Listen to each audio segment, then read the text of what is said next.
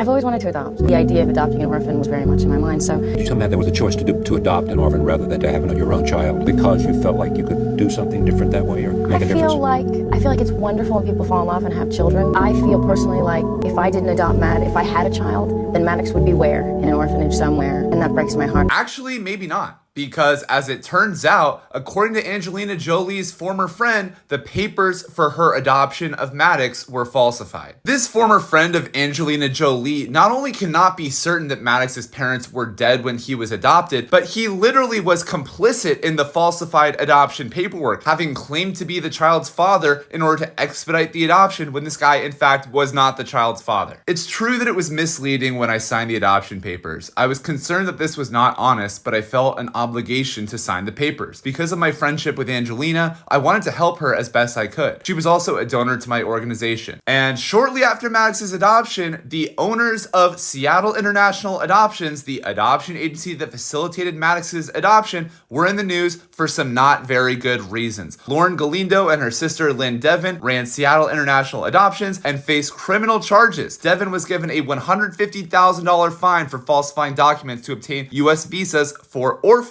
while Galindo was imprisoned for 18 months in 2004 for that same crime as well as for money laundering. After this scandal came out, the US shut down the intercountry adoption program to Cambodia, and it says, to be fair, that there is no evidence Maddox was not an orphan. But of course, how would there be evidence Maddox was an orphan? The papers were literally falsified. I believe in finding your family across the world. I believe there are a lot of children out there. And so for those people that have, that blood doesn't matter to them, blood's not what makes family. I think it's great to be able to find each other across the world and become a big family. I'm not going to question her motives here, but Angelina Jolie was sold on a lie. This idea that there are all of these children in developing nations out there who need love, who need a home in suburban America is a lie. It is a lie created and propagated by the multi-billion-dollar adoption industry. More than 80% of children living in orphanages and classified as orphans have at least one living parent. The same can be said of children in America's foster care system. What this world needs is not rich, largely Christian white Americans to step in and scoop up those children. What the world needs is social safety nets, programs that help families raise their children so that they don't have to grow up in poverty. If you solve every family's problems, there will still probably be at least a few children who need adoption or some other form of safe external care. But the idea that there are so many children out there who need this is a lie. It is a lie to obfuscate the reality that children and their families in these circumstances don't need adoption. They just need a basic level of support.